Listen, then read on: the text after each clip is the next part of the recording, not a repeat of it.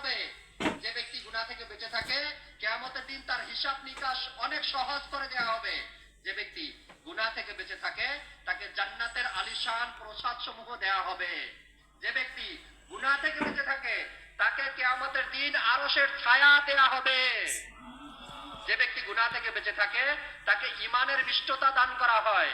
যে ব্যক্তি গুনাহ থেকে বেঁচে থাকে তার চেহারায় নেকির নূর দেওয়া হয়। যে ব্যক্তি গুনাহ থেকে বেঁচে থাকে তার উপর রহমত বর্ষিত হয়। যে ব্যক্তি গুনাহ থেকে বেঁচে থাকে তাকে মহা প্রতিদান দেওয়া হয়। যে ব্যক্তি গুনাহ থেকে বেঁচে থাকে তার জন্য রয়েছে দুটি জান্নাতের সুসংবাদ। যে ব্যক্তি গুনাহ থেকে বেঁচে থাকে তাকে প্রিয় নবী রাসূল আরবি সাল্লাল্লাহু আলাইহি সাল্লাম নিজের বন্ধু বানিয়ে নেন। যে ব্যক্তি যে সবচেয়ে বড় বিষয় হলো যে ব্যক্তি গুনাহ থেকে বিরত থাকে তাকে আল্লাহ পাক নিজের সান্নিধ্যের স্বাদ, নিজের সন্তুষ্টি এবং চিরস্থায়ী ভালোবাসার দৌলত দান করেন।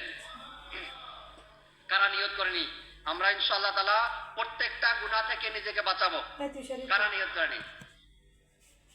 সেকেন্ড অর্থাৎ লাস্ট সেকেন্ড একটি কথা শুনেছিলাম যে গুনাহ থেকে বেঁচে থাকে আল্লাহ তাআলা তাকে দুটি জান্নাত দান করে। ফারুক আযম রাদিয়াল্লাহু